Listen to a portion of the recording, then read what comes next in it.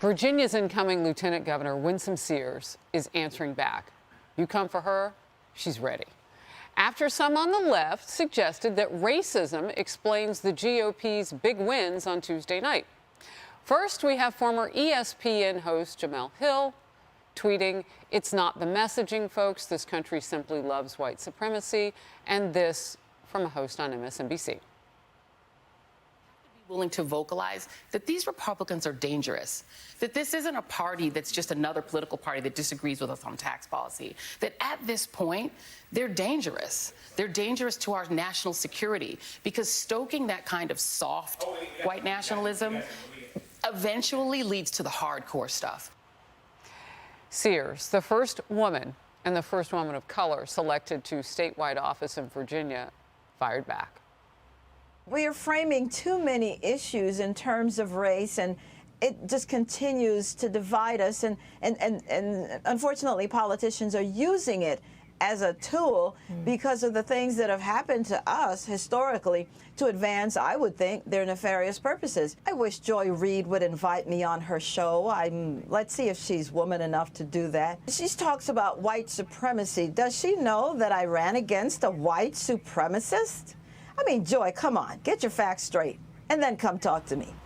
Does she know? Tommy Lahren, that would mean that Reid would need to read. Yeah, and it would mean that the left has to stop their obsession with race and stop using it to pit us against each other. You know, this was supposed to be the party coming in 2020 of unity, and we've seen everything but unity coming from them. But they have to be obsessed with race because that's the only thing they have in their toolbox. But I'll tell you this, Harris, is something that we all know. The Americans that are struggling right now, they're struggling regardless of their race. They're struggling regardless of their sexual orientation or their political affiliation. When you go to fill up gas, when you go to the grocery store and there's nothing on the shelves, or the prices of inflation are costing your family so much more each week and each month, it really doesn't matter the color of your skin. You're suffering because you have a Biden doctrine and a Biden agenda that's not working for the American people. But instead of recognizing that, instead of stepping aside and coming together as Americans to fix problems for all Americans, they have to use these wedge issues of race to drive us further apart because there is nothing left in the toolbox. I hope they learn their lesson. As we see more people of color coming through the ranks in the conservative movement, I think they're going to have no choice but to have a day of reckoning with that. Yeah, you know, the big things on Winsome Sears' resume really have nothing to do necessarily with being a woman of color, Ben. I mean, as we look at this, she has a very compelling story coming from Jamaica and making her dreams come true, but she served our military. And we're grateful for her service to our nation. And the only colors that matter there are red, white, and blue. Well, and this is the part that I think Democrats don't understand. Republicans do not look at the color of someone's skin first and then decide if they're going to vote for them or not. They look at what the content of their character. They look at their resume. They look at what they've done over their life. When you look at the candidates the Republicans put up in Virginia, and I can say this as a white guy, you don't get any whiter than Terry McAuliffe. You don't get any more elitist and white than Terry McAuliffe. You don't get any more waspy than Terry McAuliffe. And for Democrats to claim that they're the party of, you know, minorities, give me a break. You took the whitest candidate you could find in Virginia, the most elitist white candidate you could find, and you ran him. Look at what they did in New Jersey. It's the same thing. They found the richest, whitest guy they could find, said, vote for that rich white guy. Republicans are picking their candidates based on the content of what they believe in, based on what they've done as a body of work. And that's what won in Virginia. Is it a bonus that it shows the hypocrisy of the left? Absolutely. But I do hope that the Democrats don't figure out that this race game is not working. I hope they stick with it. I hope they stay with it through the midterms, through the next presidential election, because it will bring all of them down. I hope they're not smart enough to fix it. Well, they don't have a lot of time, and we hope for the country that things can get better. But that, again, I don't know if we have a lot of time if they stay in the majority. We'll have to see, because there's a lot of infighting in their own party over those woke virtue-signaling behaviors. But you pointed out something, Ben, that I want to talk to with Emily and Kaylee on the couch, and that is the fact that both of these Democrats in Virginia and New Jersey, one an incumbent, so, you know, in succession, but both of them had been previous governors of their state, right? I mean, Murphy's still obviously the incumbent, Terry McAuliffe some time ago, but what does that tell you about the electorate? I mean, do you think that, as Ben's saying, that throughout all that process, and by the way, they had a white Democrat governor previously, Northam, who had not one, not two, but I mean several incidences He was racist. alleged that he was dressing up in blackface and so, and racist.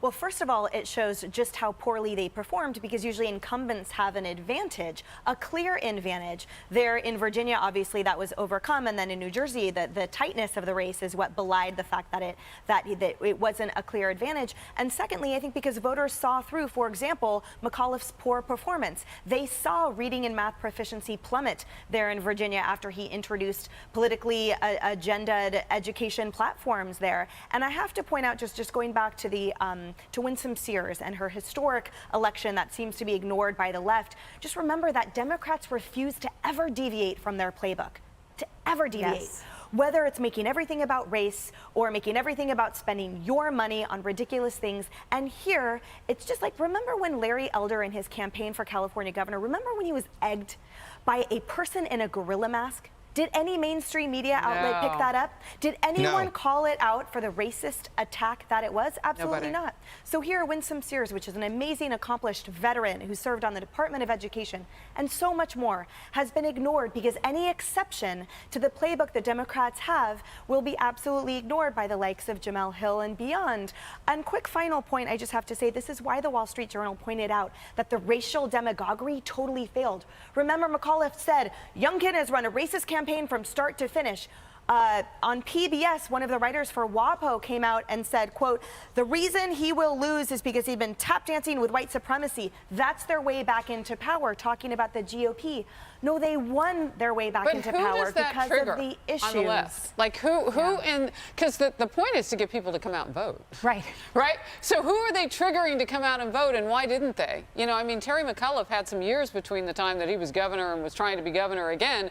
Did he go to sleep? I mean, was he not keeping up with everything that the nation's been going through? Is he out of touch? What is the deal? Who's he triggering to come to the polls by shouting about Trump and all these other things? What do they think about their own base? It's a brilliant question. I guess I think that's what their base wants to hear, and maybe a very small minority of their party wants to hear this kind of rhetoric. The mainstream does not, but Emily's right.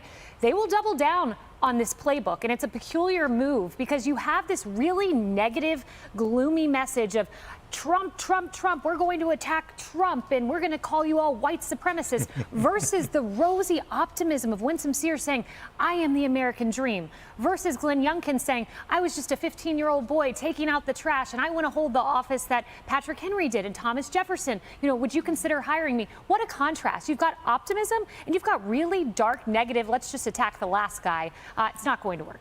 Emily, just real quickly, and I love how you put that, the oppositional nature of looking forward to optimism and pessimism. Can you come from double-digit polling showing that you are lagging in your ideas and your ability to be believed to be a leader in the public's eye? Can you come from such a low place as President Biden and help lift your team in 2022?